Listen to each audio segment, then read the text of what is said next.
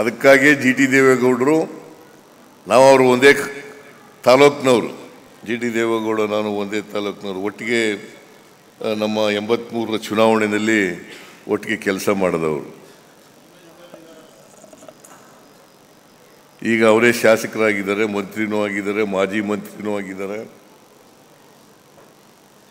ಸತ್ಯಕ್ಕೆ ಜಯ ಸಿಗ್ತದೆ ಅಂತ ಹೇಳಿರ್ತಕ್ಕಂಥದ್ದು ಇನ್ನಷ್ಟು ನನಗೆ ಬಲ ಬಂದಿದೆ ಅಂತಕ್ಕಂಥ ಮಾತುಗಳನ್ನು ಹೇಳಲಿಕ್ಕೆ ಬಯಸ್ತಾ ಇದ್ದೇನೆ. ಹಾಗಾಗಿ ಜಿ ಟಿ ದೇವೇಗೌಡರಿಗೆ ಧನ್ಯವಾದಗಳನ್ನು ಹೇಳಲಿಕ್ಕೆ ಬಯಸ್ತಾ ಇದ್ದೇನೆ.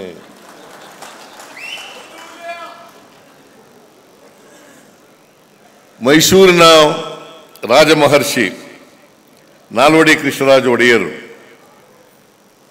ಬಹಳಷ್ಟು ಅಭಿವೃದ್ಧಿ ಕೆಲಸಗಳನ್ನು ಮೈಸೂರು ರಾಜ್ಯಕ್ಕೆ ಮಾಡಿದ್ದಾರೆ. ಅವರನ್ನು ಈ ಸಂದರ್ಭದಲ್ಲಿ ಸ್ಮರಿಸ್ಕೊಳ್ತಕ್ಕಂಥದ್ದು ಅತ್ಯಂತ ಸೂಕ್ತ ಅಂತೇಳಿ ನಾನು ಭಾವಿಸ್ಕೊಂಡಿದ್ದೇನೆ. ನಾನು ಮೊದಲನೇ ಬಾರಿ ಮುಖ್ಯಮಂತ್ರಿಯಾಗಿದ್ದಾಗ ಮೈಸೂರು ನಗರಕ್ಕೆ,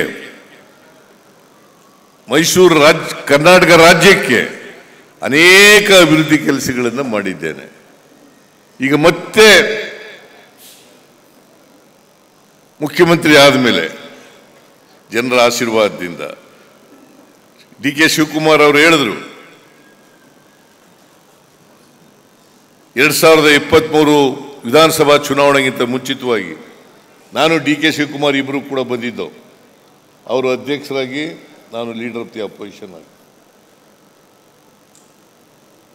ಬಂದು ಚಾಮುಂಡೇಶ್ವರಿಗೆ ಪೂಜೆ ಮಾಡಿ ನಾವು 5 ಗ್ಯಾರಂಟಿಗಳನ್ನು ಜಾರಿ ಮಾಡ್ತಕ್ಕಂಥ ಶಕ್ತಿ ಕೊಡಮ್ಮ, ನಿಮ್ಮ ಅನುಗ್ರಹ ಇರಲಿ ಅಂತೇಳಿ ಚಾಮುಂಡೇಶ್ವರಿಗೆ ನಾವು ಪೂಜೆಯನ್ನು ಮಾಡಿದ್ದೇವೆ. ನಾವು ಅಧಿಕಾರಕ್ಕೆ ಬಂದ ತಕ್ಷಣ 8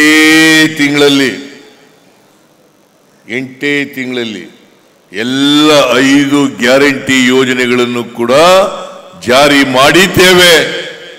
ಇದಕ್ಕೆ ಚಾಮುಂಡೇಶ್ವರಿ ದೇವಿ ಕೊಟ್ಟಂತ ಶಕ್ತಿ ಅಂತಕ್ಕಂಥದ್ದನ್ನು ನಾನು ಮರೀಲಿಕ್ಕೆ ಸಾಧ್ಯ ಇಲ್ಲ.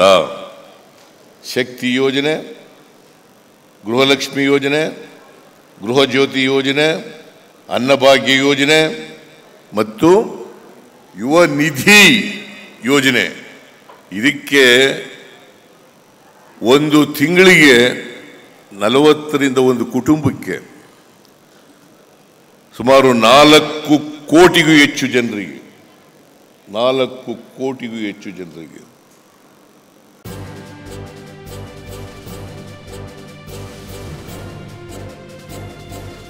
ಇದು ಮಾನವೀಯ ಸಂದೇಶದ ಜನವಾಹಿನಿ.